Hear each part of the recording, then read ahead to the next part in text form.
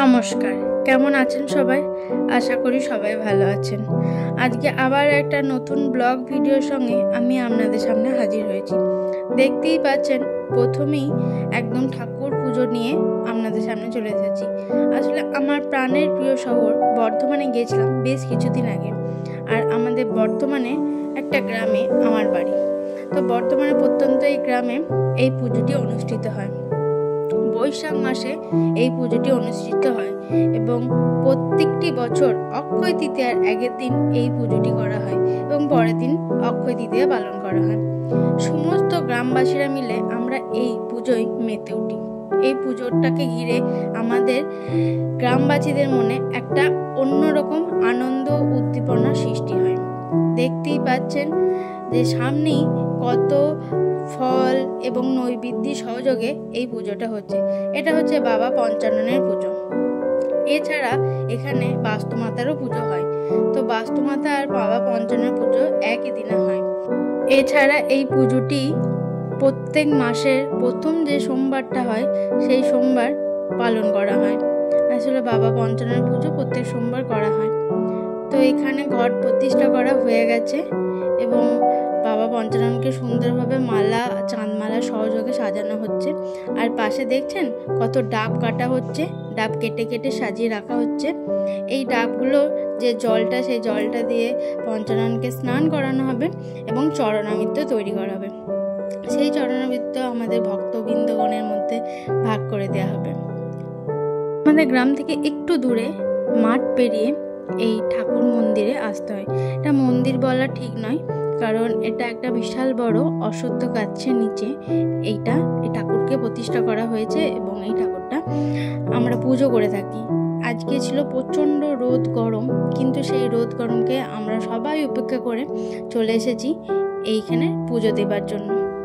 আসলে আমাদের প্রত্যেকটা গ্রামবাসীর মনে এতই পুজোর একটা তীব্র উদ্দীপনা আছে যে আমরা এই গরমকে আর গরম মনে করিনি, কারণ সারাটা দিন সেদিন ছিল প্রচণ্ড রোদ গরম, কিন্তু আমরা সবাই কি সুন্দর দেখুন সেজে গুজে সবাই বসে আছি এবং পুজো দেখছি আর এই পুজোয় আনন্দ করছি। এবার দেখুন রথযাত্রা।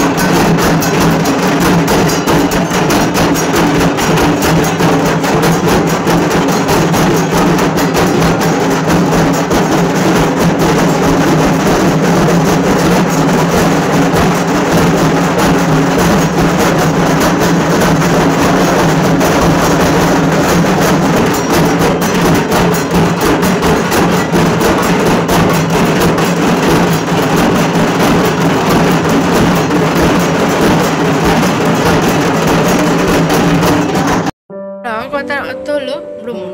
আসলে বাস্তুমাতাকে আমি যে বলেছিলাম এখানে পুজো হচ্ছে বাস্তুমাতার, তো বাস্তুমাতাকে পালকিতে করে গোটা গ্রাম পরিভ্রমণ করানো হয়, ঠিক আছে? এবং এই পরিভ্রমণ করানোটাকে আমরা বোঝানো হয়েছি। এরপর আপনারা দেখতে পাবেন আমাদের গ্রামে শোভাযাত্রা।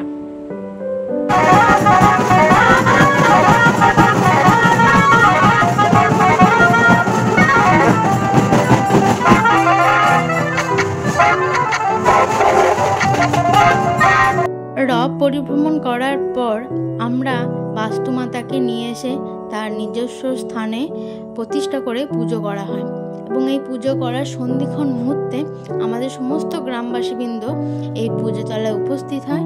শুধু গ্রামের লোকজন না, এছাড়া যত আত্মীয় স্বজনরা এসেছিলেন প্রত্যেকে। যেমন আমার এটা শ্বশুরবাড়ি গ্রামের পুজো, দেখতেই পাচ্ছেন। আর ওই যে ফুল দিয়ে সাজানো আছে যে জায়গাটা, ওখানেই পুজো করা হচ্ছে। দেখুন লোকের ভিড়, এত লোকজন দেখতে পাচ্ছেন শুধুমাত্র এই পুজোটাকে ঘিরে। আর মানুষের মনে আনন্দ দেখেছেন কিভাবে, একদম গান নাচ হচ্ছে। আসলে আপনাদের গানটা শোনাতে পারলাম না, কিন্তু আপনারা মজাটা দেখে নিন। হোক, সারাদিন পূজা অর্চনা, রথযাত্রা, শোভাযাত্রা সব মিলিয়ে মিশিয়ে পুরো দিনটা খুব মজা করে কাটালাম। এরপর সোজা চলে এসেছি রাতের বেলায়। এত আলো ঝলকানি ঝকমক আলো দেখে কি মনে হচ্ছে রাতের বেলায় কোনো আলোক জলসা হচ্ছে। একদমই তাই, একদম এখানে আলোক জলসা হচ্ছে।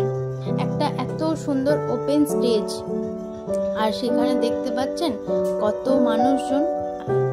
এটা পুজোর পরের দিনের অনুষ্ঠান। পুজোর দিনকেও একটা অনুষ্ঠান পালন করা হয়েছিল, সেটা হলো যাত্রা, যেটা আমি দেখতে আসিনি। আমার খুব সেদিনকে ক্লান্ত বা টায়ার্ডনেস ছিলাম, কিন্তু পরের দিনকে এটা আমি দেখতে এসেছিলাম, যেটা পুরো রাত জেগে দেখেছিলাম।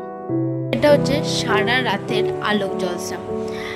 পুরো রাতই বলতে গেলে এই অনুষ্ঠানটা হয়েছিল।